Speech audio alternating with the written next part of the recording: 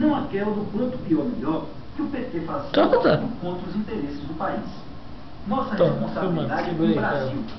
Em vez de apenas criticar, o democrata dá o exemplo de como se governa com seriedade e competência. Como o pai do prefeito de São Paulo, Gilberto Kassab, reeleito em 2008 com a maior votação do Brasil. Kassab era vice de José Serra em 2004. Quando Serra é eleito governador, ele assume o comando e São Paulo conquista novos avanços. Kassab acelera grandes obras viárias, asfalta 1.200 quilômetros. Foi muito que teve coragem de investir aqui na nossa periferia, né? Kassab enfrenta os poderosos e cria uma lei que acaba com a poluição em São Paulo. A cidade limpa é elogiado no Brasil e ganha prêmio no exterior. Ficou mais limpa a cidade, ficou mais bonita. Kassab reforça a parceria com o governo do estado e investe 1 bilhão no metrô. O ônibus não aumenta há 2 anos e pelo preço de uma passagem, você anda de ônibus, trem e metrô por 3 horas. Na área social, mais benefícios.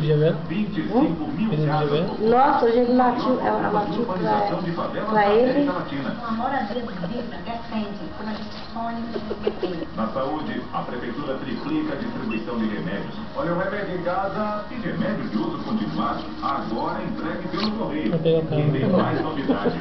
Mãe Paulistana, programa de assistência integral à mulher. Karina. Vem, vovó, vem. Karina. Camas, ambulatórios que fazem até pequenas cirurgias para aliviar o movimento nos hospitais. Eu estou aqui para ver como está funcionando essa ama. Karina. E Kassab Olha lá. Olha lá, pai chamando, olha lá. Hospitais modernos e bem equipados.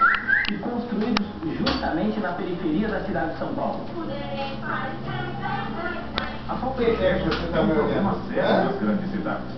A educação criou 48 mil vagas e entregou 161 escolas de qualidade. Escolas com piscina, ginásio de esportes, campo de futebol, sala de dança, de teatro, de informática. Aqui é muito legal para se divertir nas férias. Kassab também melhorou a qualidade do ensino. Aumentou a carga horária, botou 2 professores de alfabetização. Esse é o 49 anos, engenheiro e economista, o prefeito que conquistou os brasileiros de São Paulo. 2009 mal começou e já temos um grande desafio. A crise mundial chegou por aqui e chegou forte. Mas ela não pode e não vai nos paralisar. Por isso, reafirmo aqui os compromissos que assumi na campanha. Enquanto eu for prefeito, não faltou e não vai faltar.